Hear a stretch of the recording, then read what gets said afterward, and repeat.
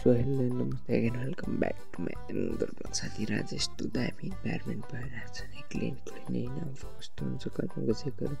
short अनि हात मुख धुनु टक्कसँगले हामी रेडी भएर कन्याम जानुपर्छ ब्रस सस पनि हान्दैछु गाइस होइन क्लिन गरौँ त अनि सो अब हामी चाहिँ लाग्न रेडी भयो फाइनली हामी आधी बाटोसम्म पुग्यौँ कन्याममा चाहिँ यस्तो इन्भाइरोमेन्ट क्लोज भइरहेको रहेछ फाइनली आएर हाम्रो यहाँनिर सुरु भएको छ मोमो बनाउने काम र अहिले एकदम क्लिन भइरहेको छ जग्गा चाहिँ हाम्रो होटलको please you can visit guys होइन अहिले यतिको फेरि उभिएको छ कन्याममा यस्तै हुन्छ जहिले पनि कन्यामको environment you can come and visit